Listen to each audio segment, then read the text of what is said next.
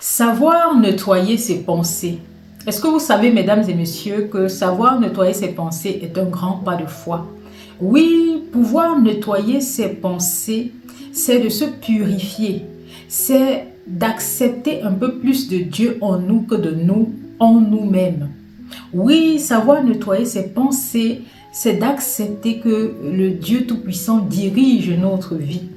Mais c'est un exercice difficile pour cette personne qui vit par sa chair, puisque nettoyer ses pensées, c'est de laisser un peu plus de Dieu en nous. C'est de laisser le Saint-Esprit œuvrer dans notre vie. Comment nettoyer ses pensées? Comment les purifier afin de vivre selon les desseins du Seigneur? Mesdames et messieurs, c'est un enseignement qui sera bénéfique pour nous tous. Ici, le Saint-Esprit, le Seigneur, vient nous enseigner les secrets cachés qu'il a bien voulu nous dévoiler afin de faire un grand pas de foi. Oui, pour affermir sa foi, pour développer sa foi, il est essentiel de nettoyer ses pensées. C'est pour cela que je vais illustrer déjà mes propos par cette scène qu'on peut voir dans la Bible, dans le livre de Matthieu précisément, au chapitre 15 ou au chapitre 16. En fait, c'est une scène qui est très marquante dans la Bible. Il y a les scribes et les pharisiens de l'époque sont venus vers Jésus pour se plaindre de ce que les disciples, avant de manger, ne se lavaient pas les mains. Et Jésus fut offusqué de ces propos et il a dit ceci aux scribes: vous vous plaignez de ce que les disciples ne lavent pas les mains avant de manger, mais vous transgressez les commandements de mon Père. En effet, les scribes à l'époque mettaient plus de tradition que les commandements de Dieu en avant dans les synagogues. Oui, ils s'appropriaient l'œuvre du Seigneur et préféraient mettre en avant les traditions afin de se rendre à eux-mêmes leur gloire. C'est pour cela que les scribes à l'époque, lorsque Jésus, le Messie, est arrivé, ils n'y ont pas cru parce qu'ils avaient pris souvent cette habitude-là de se glorifier, de se mettre en avant et effectivement, ils déshonoraient le Père à travers les traditions qu'ils appliquaient que les commandements de Dieu. Et ils loupaient beaucoup de choses. Donc Jésus reproche à ces scribes-là de transgresser les lois de son Père. Comme ce commandement, tu honoreras ton père et ta mère. Il était en train de dire aux scribes, à force de mettre les traditions en avant, vous êtes en train de transgresser les lois de mon Père, donc vous êtes en train de déshonorer à votre Père. Et le déshonneur conduit à la mort. C'est très important de comprendre cela, mes amis. C'est pour cela que dans le livre de Matthieu, chapitre 15, verset 17, Jésus nous dit: ne comprenez-vous pas que tout ce qui entre dans la bouche va dans le ventre, puis est jeté dans les lieux secrets? Mais ce qui sort de la bouche vient du cœur, et c'est ce qui souille l'homme. Car c'est du cœur que viennent les mauvaises pensées, les meurtres, les adultères, les débauches, les vols, les faux témoignages, les calomnies. Voilà les choses qui souillent l'homme. Mais manger sans s'être lavé les mains, cela ne souille point l'homme. Jésus venait de répondre aux scribes. Et c'est de vos pensées que vienne la parole qui vous condamne. En effet, la parole, c'est très important parce que c'est la parole qui souille, c'est ce qui sort de votre bouche qui va vous souiller. Donc, il faut nettoyer cela afin que ce qui sorte de votre bouche ne puisse pas vous condamner. On va commencer donc. Comment nettoyer vos pensées? Il faut déjà épurer la parole qui sort de votre bouche. Et comment faire cela? Il faut déjà comprendre quelque chose, mon ami. La parole nourrit notre âme, car en effet, elle représente soit la lumière qui viendra éclairer notre chemin, ou les ténèbres qui viendront obscurcir ce même chemin. Oui, c'est elle qui donne effectivement la direction à prendre dans ta vie. Oui, si vous ne le savez pas, la parole était effectivement là depuis le début de la création. Oui, c'est par elle que nous sommes là, c'est par elle qu'on existe. Dans la Bible, autant pour moi, on peut lire la parole s'est fait chair. Et c'est par elle qu'on est nourri. On est nourri par la parole de vie. C'est pour cela que Jésus dit à un moment donné, l'homme ne vivra pas uniquement de pain, mais de toute parole qui vient de son Père. En effet, la parole, c'est elle la vérité.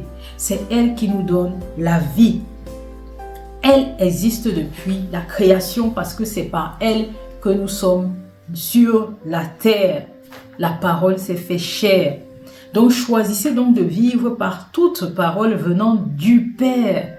Du Père, c'est-à-dire de Dieu, car c'est par elle que nous serons jugés au dernier jour. En effet, la parole est le fondement même de l'existence de l'être humain, mesdames et messieurs.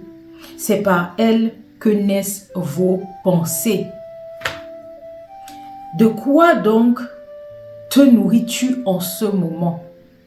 Est-ce des paroles de vie, c'est-à-dire de ce qui vient du Seigneur, ou c'est par la parole du monde qui remplit ta vie de ténèbres? Oui, qui viendra obscurcir ton âme. Oui, par la parole que vous écoutez au quotidien, comprenez très bien, vous façonnez vos pensées, vos désirs et vos actions. Et si vous ne le savez pas, c'est par elle que nous sommes tentés. Vous voyez bien que la parole est le socle, mesdames et messieurs. La parole représente ici le fondement, la fondation. C'est pour cela qu'à un moment donné, Jésus même dit à ses disciples, méfiez-vous du levain des pharisiens et des scribes. Méfiez-vous du pain, du levain des pharisiens. Le pain, c'est quoi? C'est ce qu'on mange, c'est ce qui nous nourrit. Méfiez-vous du levain des pharisiens, de tout ce qui sort de leur bouche et qui vous nourrissent. Ne vous nourrissez pas par de mauvaises paroles, car c'est par elles que naissent vos pensées. Il faut faire très attention donc à vos pensées, parce que vos pensées vous mènent à des actions qui peuvent vous condamner. Et c'est par les pensées qu'on vient à être tenté. Et ces pensées viennent du cœur, comme nous a dit le Seigneur. Donc, lorsque votre cœur rumine de mauvaises pensées, qu'est-ce qui sortira de votre bouche? Ce sont des paroles de calomnie, ce sont des paroles qui vous condamneront. On peut lire dans le livre de Matthieu au chapitre 4, versets 3 à 4. Lorsque Jésus est tenté dans le désert par Satan, qu'est-ce qui se passe? Le tentateur s'étant approché lui dit, si tu es le Fils de Dieu, ordonne que ces pierres deviennent des pains. Jésus répondit, il est écrit, l'homme ne vivra pas de pain seulement, mais de toute parole qui sort de la bouche de Dieu. Pour nous montrer ici l'importance que la parole de vie a dans la vie d'un homme, mesdames et messieurs. J'espère que vous me suivez. Asseyez-vous, écoutez attentivement. En effet, la parole de vie nous apporte suffisamment de sagesse pour discerner ce qui est bon de ce qui est mal. Oui, le Seigneur nous exhorte à connaître la parole de vie. C'est pour cela que le Seigneur Jésus dit, je suis la parole. Et il dit aussi, je suis la vérité, je suis la vie. Tout ça, c'est la même chose. C'est la parole qui vous nourrit, qui est la vérité.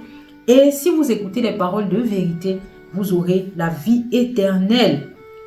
Ici, à travers la tentation que Jésus subit dans le désert, il veut nous montrer qu'il a pu vaincre ses désirs charnels. Oui, ces désirs ramenés par le diable, parce que c'est le diable, voyant que Jésus a faim, lui demande de transformer les pierres en pain. Et il dit au diable, l'homme ne vivra pas uniquement de pain, mais de toute parole qui vient de son Père. Donc pour vous dire, mes amis, qu'il faut être suffisamment rempli de paroles de vie afin de pouvoir lutter contre vos désirs charnels et de ne pas pécher contre votre Père céleste. C'est très important. Oui, par le fait qu'il est rempli de la parole, qui est en effet l'essence même les sont ceux-mêmes qui donnent à l'homme la direction dans sa vie, qui donnent un code de bonne conduite à l'homme. C'est elle qui nous permet de combattre contre les désirs charnels, ces désirs qui nous condamnent et qui nous conduisent directement au péché. Sans la parole de vie, en effet, mesdames et messieurs, nous n'avons aucun moyen de nous défendre. C'est pour cela que lorsque le Saint-Esprit a voulu que je prépare ce thème, écoutez très bien, mesdames et messieurs, il m'a conduit vers le livre des Proverbes au chapitre 22, versets 17 à 21, et j'aimerais que vous le notiez. C'est très important. Prête l'oreille, c'est bien écrit, prête l'oreille et écoute les paroles de sage. Applique ton cœur à ma science, c'est-à-dire applique ton cœur à lire la Bible. Car il est bon que tu les gardes au-dedans de toi et qu'elles soient toutes présentes sur tes lèvres. Oui, il dit au verset 19, afin que ta confiance repose sur l'Éternel, je veux t'instruire aujourd'hui, oui, toi. N'ai-je pas déjà pour toi mis par écrit des conseils et des réflexions pour t'enseigner des choses sûres, des paroles vraies, afin que tu répondes par des paroles vraies à celui qui t'envoie? Oui, ici, il illustre très bien. Qu'est-ce que le diable a demandé à Jésus de faire? Transforme les pierres en pain. Et vu que Jésus avait les paroles de vie en lui, il a répondu au diable qu'il envoyait tenter son Père. L'homme ne vivra pas uniquement de pain, mais de toute parole qui sortira de la bouche de Dieu, mais de toute parole qui viendra de Dieu.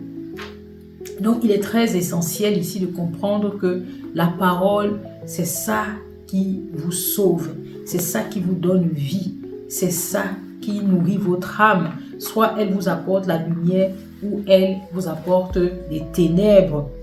Oui, en effet, comprenez bien, mes amis. L'être humain a été créé en effet pour louer le Seigneur. Et pour louer le Seigneur, il faut connaître sa parole. Oui, c'est pour ça qu'il dit à travers son Fils Jésus-Christ, lorsqu'il est tenté par le diable, que l'être humain ne vivra pas uniquement de pain, mais de toute parole qui sort de la bouche de Dieu. Parce qu'il sait que le monde, oui, que dans ce monde, le diable a tout déconstruit. Je ne sais pas si vous êtes au courant.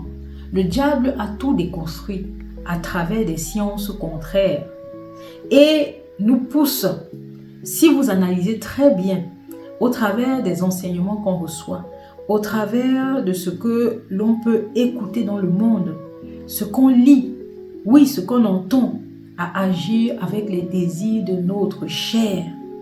Et ces désirs nous condamnent, ces désirs nous conduisent au péché. Oui, le diable veut nous faire condamner. C'est un ange déchu de Dieu et il veut attirer le maximum de personnes dans le feu de l'enfer.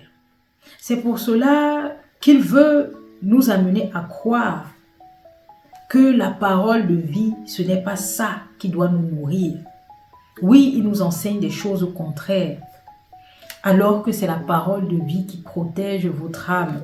C'est elle qui vous éloigne du péché. C'est elle qui vous empêche de pécher contre votre Dieu. C'est pour ça qu'au travers du Proverbe 22, versets 20 à 21, il est écrit « N'ai-je pas déjà pour toi mis par écrit des conseils et des réflexions pour t'enseigner des choses sûres, des paroles vraies, afin que tu répondes par des paroles vraies à celui qui t'envoie. Méfiez-vous donc des paroles qui nourrissent votre âme, car elles construisent, si vous voulez, elles bâtissent vos pensées, et c'est de vos pensées que naissent vos désirs. » Et la différence entre la personne qui se nourrit de la parole de vie et celle qui se nourrit de la parole du monde, c'est qu'elle sera amenée à se défendre contre les tentations que le diable viendra mettre dans votre vie. Oui, l'homme qui se nourrit de la parole de vie ne sera pas comme cet insensé qui ne connaît en effet rien, qui est ignorant et qui se condamnera par ses paroles, par ses désirs, par ses pensées. Et ici, il s'agit donc de vous donner le processus. Comment nettoyer vos pensées? Je pense que si vous avez bien écouté depuis le début, vous connaissez le processus. La première chose à faire, c'est de se débarrasser de toute chose au quotidien qui vous apporte des paroles qui nourrissent votre âme de ténèbres. Oui, on parle de tout ce que vous écoutez, également tout ce que vous lisez. Car il est question ici, mesdames et messieurs, de purifier vos pensées. C'est pour cette raison qu'il est écrit dans Matthieu 6, verset 21, « Car là où est ton trésor, là aussi sera ton cœur. Et du cœur naissent aussi nos pensées. » Comme Jésus nous a dit, ce qui vient du cœur, c'est ce qui sont vos pensées et ça sera la parole qui sortira de votre bouche qui vous donnera vie ou qui vous condamnera. Donc, à quoi attaches-tu en effet ton trésor? Tes trésors, ce sont ici tes croyances, comme les scribes et les pharisiens. Eux, ils ne croient qu'à leurs traditions. Les traditions qui sont en effet établies par les hommes et ils transgressent les lois du Seigneur. Ils se condamnent eux-mêmes. Car ce sont tes croyances qui te donneront la direction effectivement à prendre dans ta vie. Ce sont de tes pensées que naîtront tes actes et tes actes te mèneront au péché. Au verset 22, on peut lire dans le livre de Matthieu, chapitre 6, « L'œil est la lampe du corps. Si ton œil est en bon état, tout ton corps sera éclairé. » Au verset 23, on peut lire « Mais si ton œil est en mauvais état, tout ton corps sera dans les ténèbres. » Si donc la lumière qui est en toi est ténèbres, combien seront grandes tes ténèbres? Je vous le dis en vérité, prenez donc garde à ce dont vos yeux voiront. Je vous le dis en vérité, prenez donc garde à ce que vos yeux voient et à ce que vos oreilles également entendront. Vous devez de faire le tri. Le tri, car l'œil est la lampe de votre corps. Il vous apportera donc la lumière ou les ténèbres, de même que vos oreilles. Le Seigneur ajoute même au verset 24, « Nul ne peut servir deux maîtres, car ou il haïra l'un et aimera l'autre, ou il s'attachera à l'un et méprisera l'autre. » Vous ne pouvez servir Dieu et Manon. Manon qui est ici, le diable, pour vous faire comprendre que si votre addiction, ce qui vous nourrit, ce sont des paroles en effet stupides qu'on peut entendre sur les réseaux sociaux, écouter des films qui plongent votre âme dans les ténèbres, vous serez ténèbres. Vous aurez du mal et très peu de temps à consacrer à la parole de vie. Deuxième chose pour nettoyer vos pensées, mesdames, s'imprégner en effet de la parole de vie, qui est en réalité notre bouclier, ce qui nous donne une direction dans la vie, ce qui affermit notre foi et qui permet à notre foi de grandir. C'est pour cela qu'il est écrit dans le livre de Jean chapitre 12, verset 46, où Jésus dit « Je suis venu comme une lumière dans le monde, afin que quiconque croit en moi ne demeure pas dans les ténèbres. » Oui, il est écrit au verset 47 aussi, « Si quelqu'un entend mes paroles et ne les garde point, ce n'est pas moi qui le juge, car je suis venu non pas pour juger le monde, mais pour sauver le monde. » Et au verset 48, on peut lire, « Celui qui me rejette et qui ne reçoit pas mes paroles à son juge, la parole que j'ai annoncée, c'est elle qui le jugera au dernier jour. » Le verset 49 nous dit, « Car je n'ai point parlé de moi-même, mais le Père qui m'a envoyé m'a prescrit lui-même ce que je dois dire et annoncer. » Et le verset 50 nous dit, « Et je sais que son commandement est la vie éternelle. C'est pourquoi les choses que je dis, je les dis comme le Père me les a dites. » Donc mes amis, il est très important de comprendre que la parole, c'est le socle de notre foi, c'est le fondement de notre foi. Si la parole qu'on entend, c'est la parole qui nous plonge dans les ténèbres, nos pensées seront ténèbres, nos actions seront ténèbres, nos actions nous conduiront à pécher contre le Seigneur et à nous condamner. Alors que si la parole qui nous nourrit est une parole de vie, c'est cette parole qui viendra nous apporter de la lumière. C'est cette parole qui non seulement nous apportera la vérité, mais nous conduira à ce que promet Dieu, la vie éternelle. Donc c'est ça qu'on doit chercher, mes amis. Nettoyez vos pensées, car c'est de vos pensées que naissent votre parole. Et ce qui sort de la bouche, soit vous apportera des ténèbres, donc vous souillera, ou vous apportera de la lumière. C'est pour cela qu'il y a une très belle révélation pour ceux qui n'ont jamais compris cette phrase de Jésus, qui nous dit « Je suis le chemin, la vérité et la vie ». Que comprenez-vous par cette phrase? Nul ne vient au Père sans passer par moi. Le Saint-Esprit me l'a révélé et il est très important que je révèle à celui qui veut être guéri par Jésus-Christ. En effet, Jésus est le chemin. Le chemin représente ici la voie à suivre, l'exemple à suivre, le modèle à suivre. À travers sa vie sur terre, il nous a montré l'exemple même de l'homme qui obéit à son Père. Il nous dit bien que je suis venu non pas pour juger le monde, mais pour sauver le monde. Celui qui me rejette et qui ne reçoit pas mes paroles à son juge. La parole que j'ai annoncée, c'est elle qui vous jugera au dernier jour. Car je n'ai point parlé de moi-même, mais le Père qui m'a envoyé m'a prescrit lui-même ce que je dois dire et annoncer. Donc Jésus nous montre ici un exemple d'obéissance. Il a tout simplement obéi à son Père. Il n'a prononcé uniquement les paroles que son Père voulait qu'il prononce.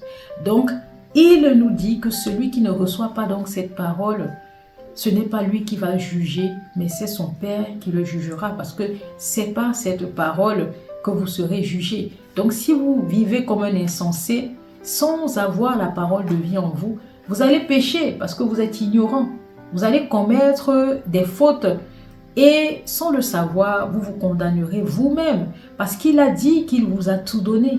Vous ne pouvez pas dire que vous étiez ignorant. Vous savez au travers de cette vidéo que lire la Bible vous apporte les paroles nécessaires pour vous donner la vie éternelle. Et Jésus est cet exemple. Il est le chemin à suivre. Il a dit qu'il est venu comme une lumière pour éclairer nos ténèbres. Donc ça veut dire qu'il faut suivre la lumière. C'est le chemin, c'est la voie à suivre, c'est le modèle même à suivre. Il dit qu'il est la vérité. Il dit qu'il est la vérité.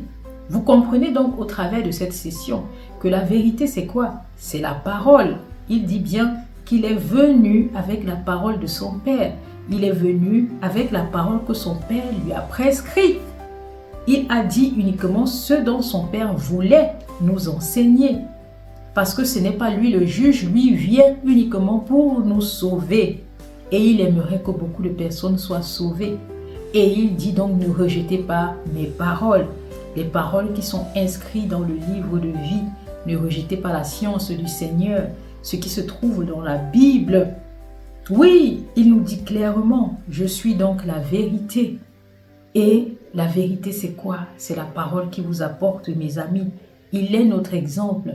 Il est donc la vérité. Il n'a que dit ce que le Père lui a prescrit de nous enseigner. Donc, il faut accepter cette parole pour avoir la vérité comme lui. Il est vérité parce qu'il n'a que prononcé les paroles de son Père. Et il nous dit, en effet, je suis la vie. Il portait les paroles de vie. Les paroles qui, si vous gardez au fond de votre cœur, vous éloignera du péché. Et en effet, ce sont des paroles de vie. Il est donc la vie parce qu'il portait les paroles de vie. Avec ça, il a pu dire au diable que tu ne peux pas venir me tenter parce que tout ce qui sort de ma bouche, ce sont les paroles de vie qui m'empêcheront de te suivre dans ta déchéance. Oui, le diable est venu le tenter et il nous a montré l'exemple. Il a répondu par les paroles de vie qui l'empêchaient de déshonorer à son Père, parce que le déshonneur conduit à la mort.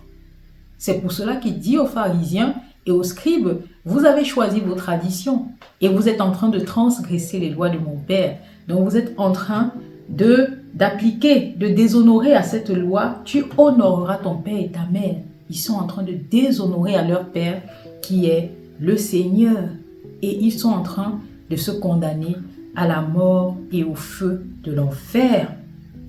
Donc, vous comprenez bien cette phrase que Jésus nous a dit et nous a laissée. C'est en fait une phrase que vous devez mettre dans votre esprit afin d'éviter de pécher contre le Seigneur. Jésus a dit, je suis la vérité, je suis le chemin, l'exemple à suivre, la vérité, j'ai la parole de vérité que vous devez mettre dans votre cœur afin d'éviter de pécher contre mon Père, et je suis la vie. Si vous acceptez cette parole, vous maîtriserez automatiquement la parole, que vos lèvres, tout ce qui sortiront de vos lèvres ne souilleront pas votre corps, et donc ça vous apportera la vie. Et il dit, nul n'ira au Père sans passer par moi. Il faut accepter quoi?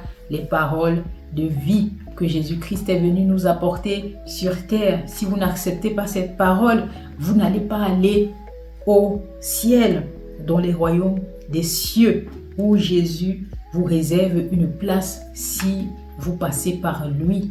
Il est l'exemple à suivre. Il est le chemin. Il est la vérité et il est la vie.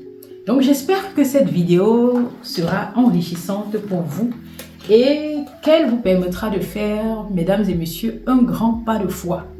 Un grand pas de foi, parce que ici, le Seigneur a parlé à travers moi pour vous révéler les secrets cachés, afin que vous puissiez le suivre pendant qu'il est encore temps, afin que vous puissiez vous ouvrir les yeux, arrêtez d'être aveugle, entendez, regardez, ouvrez votre cœur, afin que ce cœur reçoive les paroles de vie et afin que vous soyez sauvés de la mort et que le diable ne puisse plus jamais vous tromper.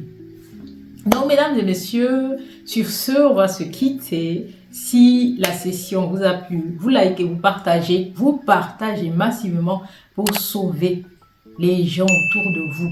Il y a beaucoup qui sont aveugles, il y a beaucoup qui entendent mais ne veulent pas entendre, il y a beaucoup qui ont endurci leur cœur. Il s'agit ici de permettre à ces personnes-là d'accepter la guérison, d'accepter cette guérison avec toute humilité possible. Le Père Céleste nous tend la main, saisissons-la et ne lâchons plus cette main, parce qu'il veut nous mener à la vie éternelle. Il y a tellement de place dans le ciel, il y a tellement de place.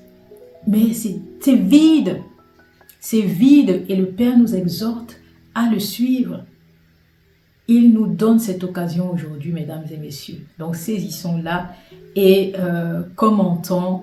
Et voilà, on va se retrouver pour une prochaine session de Ma foi, mon combat.